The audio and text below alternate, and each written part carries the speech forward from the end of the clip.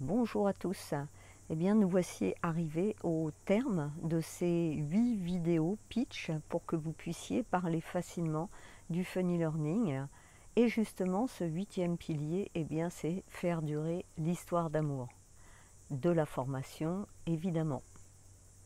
Pour évoquer ce sujet, j'ai envie de partager avec vous une anecdote. En effet, j'ai été sollicitée pour une conférence lors d'universités d'entreprise auprès de responsables de formation de 38 pays. Leur objectif était d'utiliser les neurosciences pour permettre des changements radicaux de posture, d'utilisation d'outils et aussi de modalités pédagogiques. En 2 heures, pour moi, c'était impossible. J'ai donc refusé.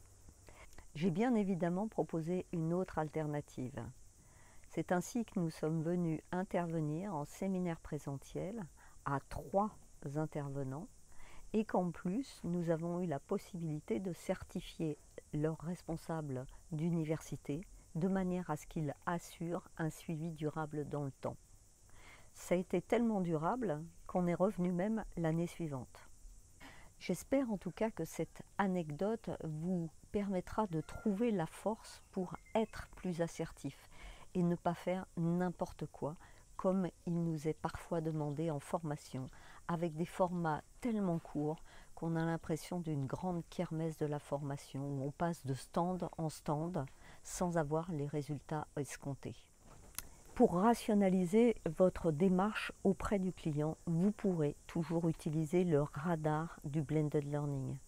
Je l'utilise à titre personnel systématiquement. C'est un outil puissant qui, en plus, impressionne les clients. Il va vous permettre en effet de co-designer avec votre client le parcours idéal qui correspond à ses objectifs et qui correspond aussi à la culture de l'entreprise.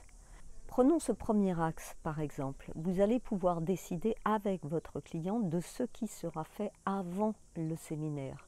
Par exemple, envoi de matière, déjà des quiz préalables, des autodiagnostics et aussi tout ce qui est teasing de formation. Le pendant, nous en avons parlé largement pendant les différents piliers du funny learning et vous allez pouvoir ensuite déterminer qu'est-ce qui va être assuré dans les suivis.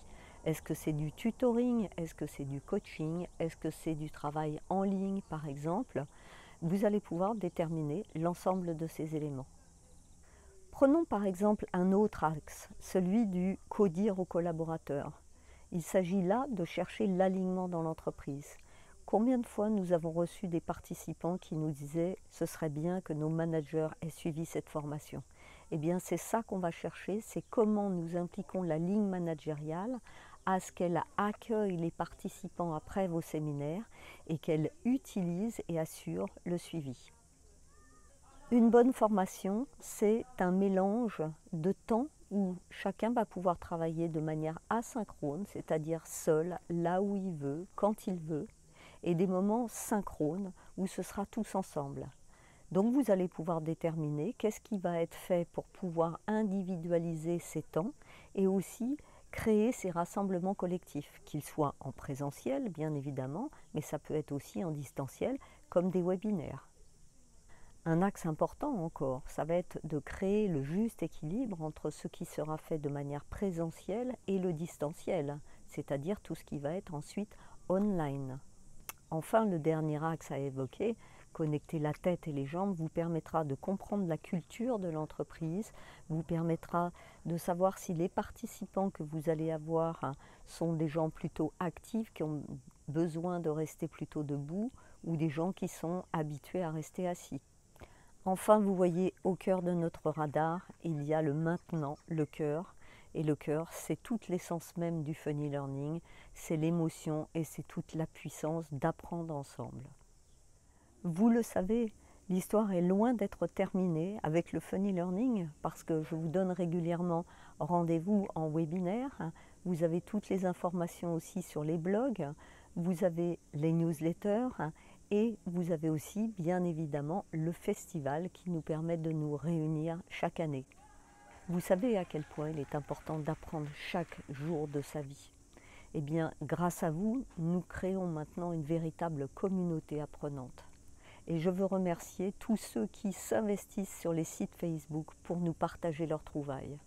Je voudrais vous remercier encore une fois de porter aussi fort, aussi haut, avec autant d'enthousiasme le Funny Learning. Mille merci, vous êtes vraiment formidables.